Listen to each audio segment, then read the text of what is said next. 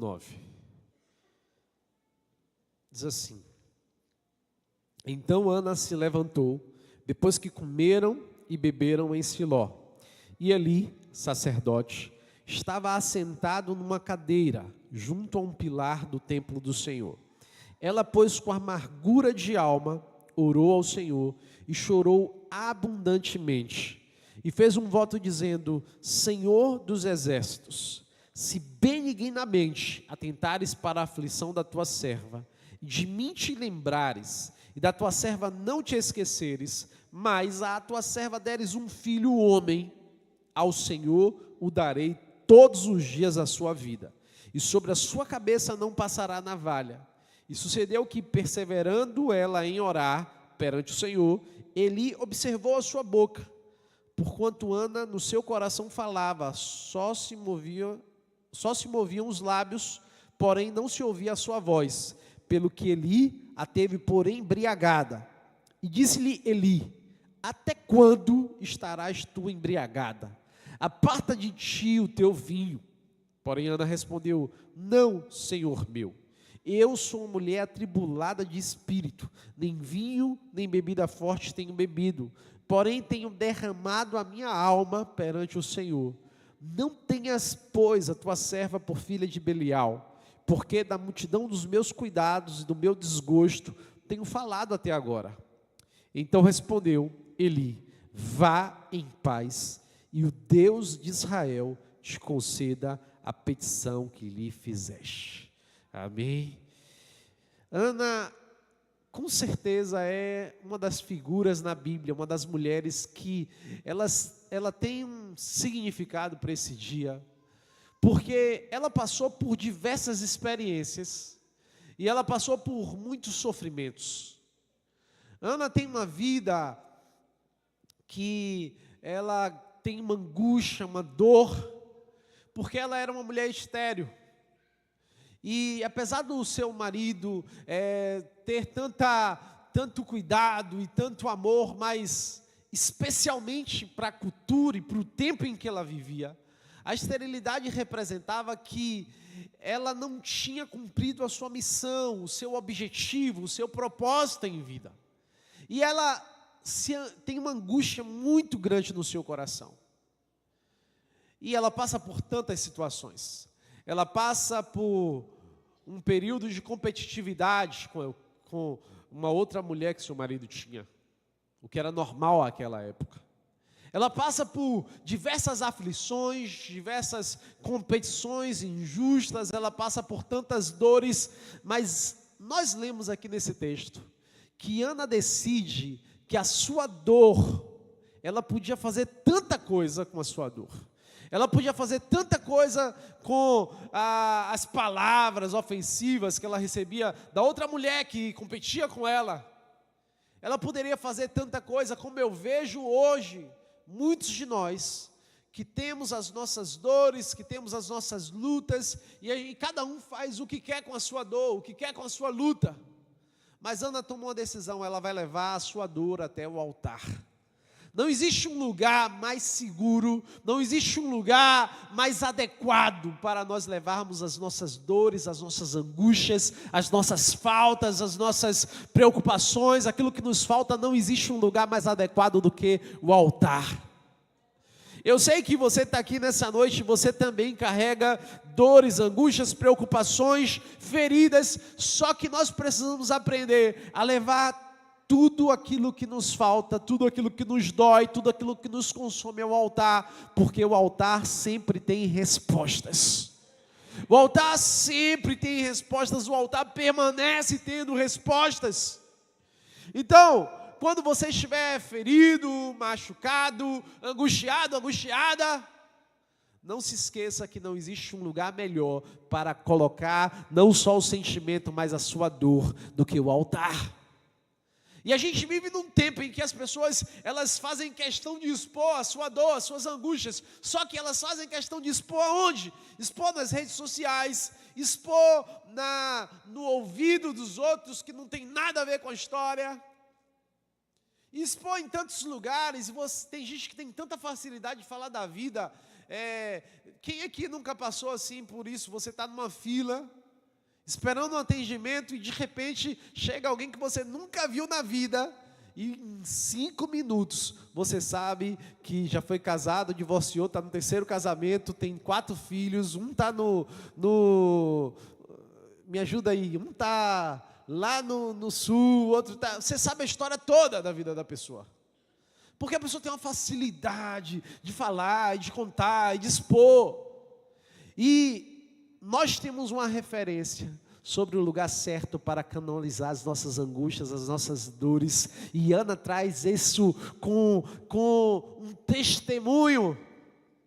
Leve a sua dor, leve a sua angústia para onde existe resposta, para onde existe um retorno. E esse lugar é o altar.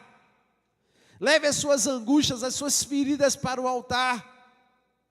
Só que nós percebemos que sempre Deus traz respostas. Ana não consegue falar nenhuma palavra. Ela apenas balbuciava, o seu coração chorava, as suas lágrimas caíam.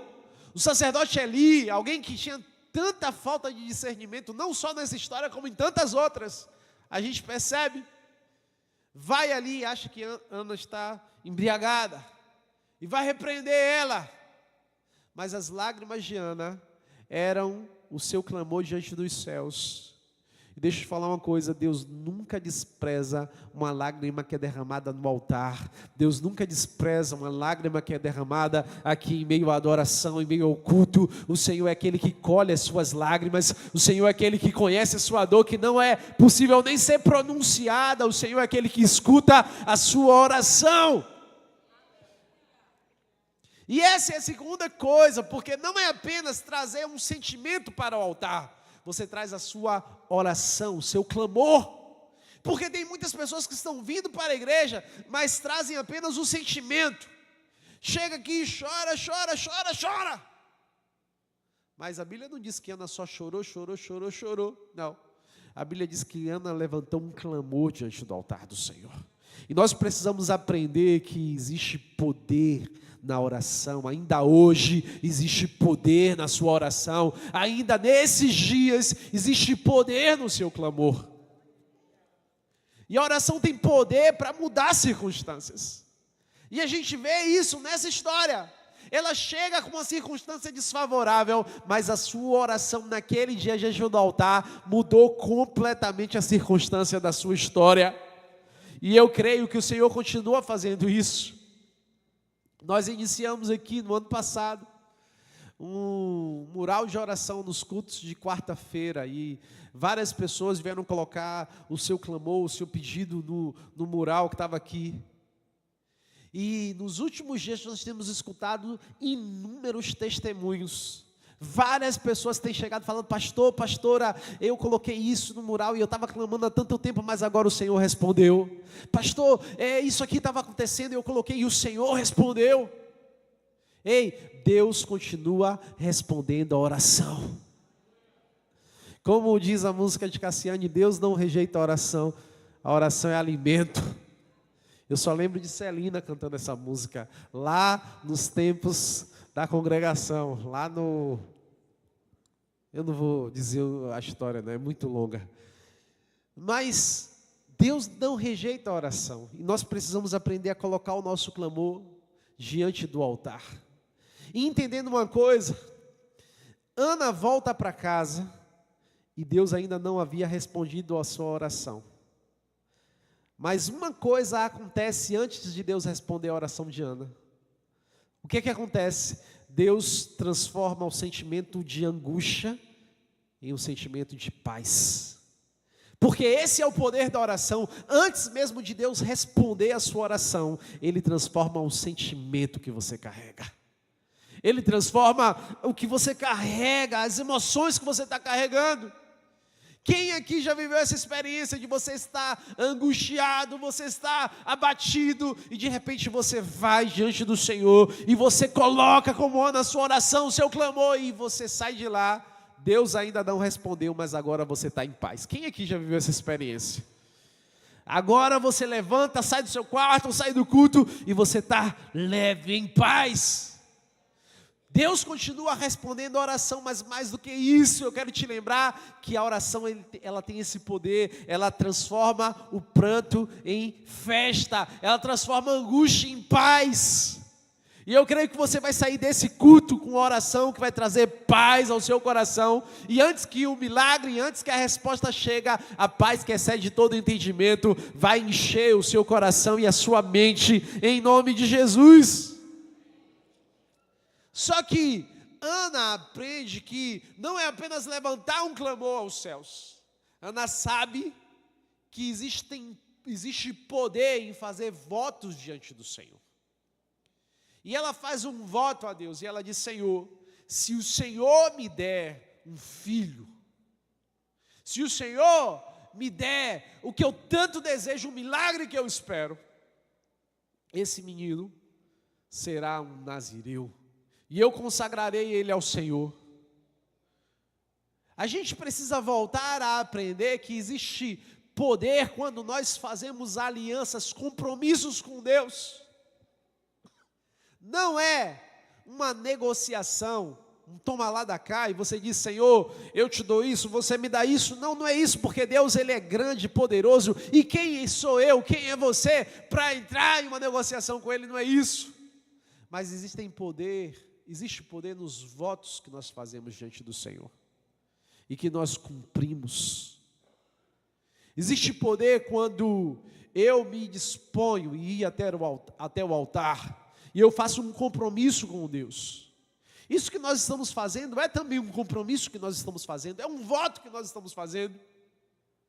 Quando eu jejuo, quando eu oro, quando eu oferto com propósito. Quantas vezes, Deus ele se alimenta de dinheiro? Não. Deus precisa do seu dinheiro? Não. Mas quantas vezes nós fazemos votos no altar com propósito? E nós, não sem base, sem nenhuma referência, não, tudo baseado na palavra, tudo baseado na Bíblia.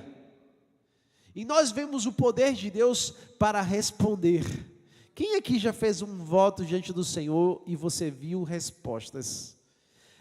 Quem aqui já fez um voto com Deus e você viu respostas assim extraordinárias? Quem aqui já fez um voto com Deus e viu respostas impossíveis? Ei, existe poder quando você faz votos diante do altar. E Ana faz isso. Ela vai lá, e o voto não é qualquer um, é votos que glorificam a Deus. Sabe? E ela vai lá e ela faz um voto com o Senhor. E ela decide que vai colocar uma oferta ao Senhor. E essa oferta era o milagre que ela receberia. E quando nós temos essa posição e essa disposição, a gente entende que a resposta não vem de alguém, a resposta vem dos céus. A resposta de Ana não vem da boca de Eli, a resposta de Ana não vem do seu marido, a resposta de Ana vem dos céus. Muitas vezes nós ficamos angustiados, procurando aqui e ali, em alguém que possa nos beneficiar, nos empurrar para algum lugar, e nós esquecemos que o céu tem poder de nos tirar de situações, seja qual for, e nos posicionar onde Ele quiser. Tem pessoas que estão aqui hoje, talvez nessa noite, você está esperando que alguém faça alguma coisa por você. Que alguém vá lá e faça e te coloque. Hoje eu quero te lembrar que os céus continuam sendo o lugar de onde vêm as respostas perfeitas, de onde vem a honra que ninguém na terra pode te dar, de onde vem a resposta que ninguém na terra pode te dar. E hoje eu te convido a voltar a crer no poder que o altar tem como resposta, como direção, para mudar primeiro aquilo que a gente está sentindo e depois mudar as circunstâncias e trazer como resposta um milagre dos céus. Mas a gente olha para a vida de Ana e a gente percebe algo. Ana tinha uma sabedoria. Ela recebe o milagre do Senhor e ela aprende esse princípio que o altar sempre multiplica aquilo que nós entregamos. O altar sempre multiplica, e eu volto a dizer, não é que Deus está negociando conosco, mas é porque o altar é um lugar de abundância. E toda vez que nós colocamos no altar algo, nós vivemos respostas, nós vivemos de novo, nós vivemos de forma multiplicada. E Ana vai a primeira vez ao altar e Deus entrega a ela Samuel. E quando ela compreende esse princípio, ela honra o voto que ela fez com Deus, e ela leva Samuel até o templo, e consagra ele ao Senhor, e entrega ele para Deus. Ana não fica apenas com um filho, que era Samuel. Ana volta e tem muito mais filhos e filhas. Porque o altar sempre multiplica, porque o altar sempre traz respostas abundantes. E hoje eu creio que o altar vai trazer respostas abundantes sobre a sua vida, sobre a sua causa, sobre o seu clamor, sobre a sua história. O altar sempre multiplica. Amém? O altar sempre multiplica, e quando nós temos a disposição no nosso coração de dizer: Senhor, tudo é teu. Quando nós temos a disposição de entender: Senhor, o Senhor que me deu Samuel, mas eu entendo que antes de tudo ele é teu. É essa disposição. Porque tem muitas pessoas que vêm e cumprem votos religiosos apenas, e acham que vão conseguir alguma coisa, mas tudo começa na disposição que nasce no seu coração de entender: tudo que o Senhor me deu, tudo que Ele me entrega, tudo volta para Ele, é Ele quem faz infinitamente mais na minha vida.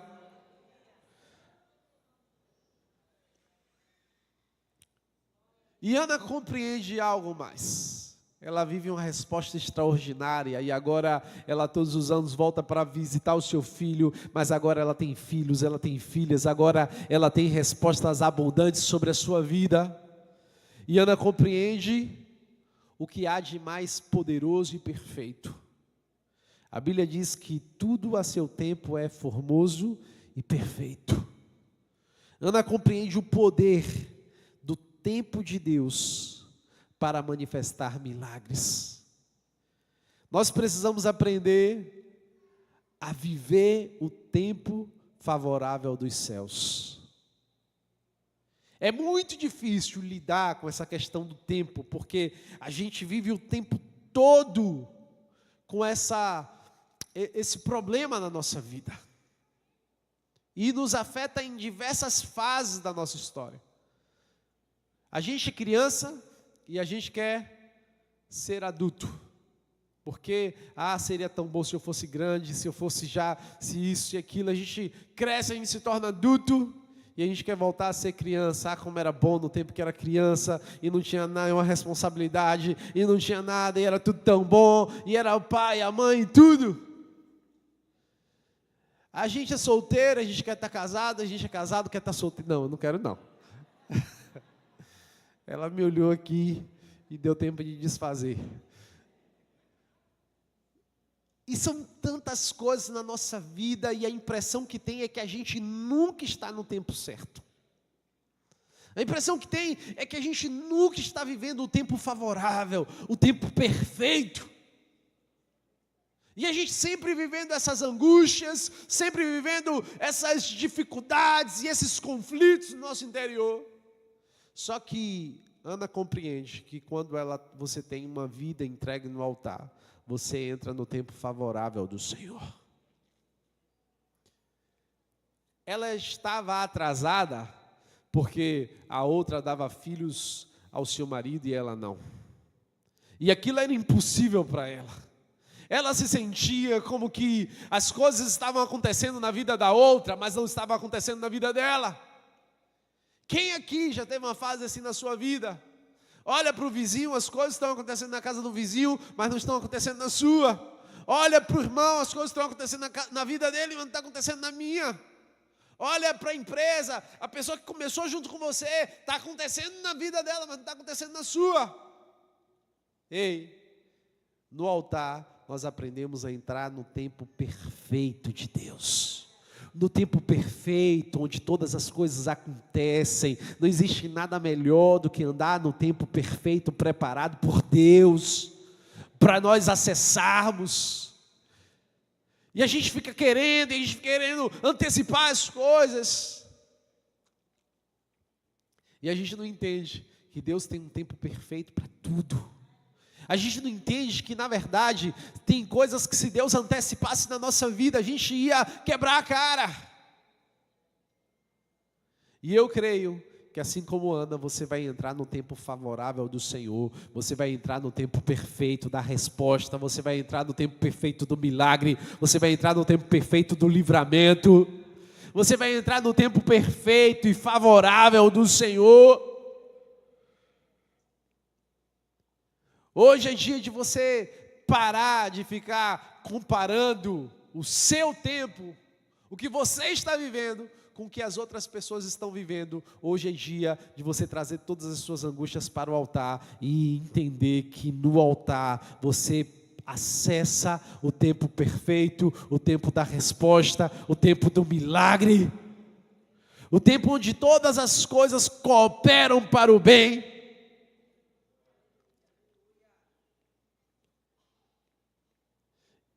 E hoje, a partir da vida de Ana, não somente para as mulheres, mas para os homens também, eu quero desafiar você a compreender o poder do altar para trazer respostas, o poder do altar para nos fazer entrar no tempo certo de Deus, o poder do altar para acalmar as nossas angústias e trazer a paz, o poder do altar para multiplicar o milagre que Ele está fazendo na nossa vida.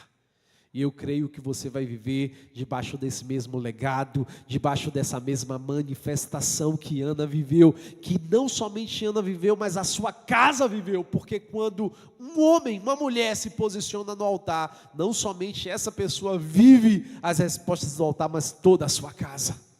E eu creio que por causa de você, toda a sua família vai viver as respostas do altar. E você vai entrar no tempo perfeito do Senhor, no tempo favorável do Senhor. E hoje eu quero orar com você declarando isso. Aquilo que nós cantamos naquela canção, não há nada igual. Eu não lembro qual é a parte. Mas nós vamos declarar daqui a pouco essa canção aqui. E nós vamos profetizar que o nosso Deus é o Deus que faz, é o Deus que faz do exército que está morto, um exército em prontidão, que faz um caminho do meio do mar, que faz todas as coisas acontecerem no tempo perfeito. Hoje você vai sair desse culto entendendo, existe um tempo perfeito de Deus para mim. E toda vez que você olhar para a história, você vai se lembrar, existe o tempo perfeito de Deus para mim. O povo de Israel fica 430 anos até o tempo perfeito da libertação. Ana vive tantos anos angustiada até o tempo perfeito do milagre e da resposta. E eu creio que o Senhor tem um tempo perfeito para você. Não haveria um exército sendo ressuscitado. Eu sei que aquilo é uma visão do profeta, mas se não houvesse o tempo anterior de morte, de perdas, então você pode ser aquele que já passou pelo vale das perdas, da morte, da derrota. Chegou o tempo de ver o exército de ossos secos ficar de pé, chegou o tempo favorável, chegou o tempo da resposta. Mas tudo isso acontece quando alguém entende o poder do altar para trazer respostas. E hoje eu quero te desafiar a crer que existe poder no altar de Deus para trazer respostas, para manifestar milagres e para trazer o tempo favorável do Senhor sobre a sua vida em nome de Jesus. Quantos aqui creem que existe poder no altar do Senhor para trazer as respostas? Eu quero te convidar a orar comigo nessa noite. E nós vamos profetizar que o Senhor vai trazer a existência. Eu não sei qual é a necessidade que você carrega, qual é a angústia, qual é a dor. A dor de Ana, eu conheço, a sua não.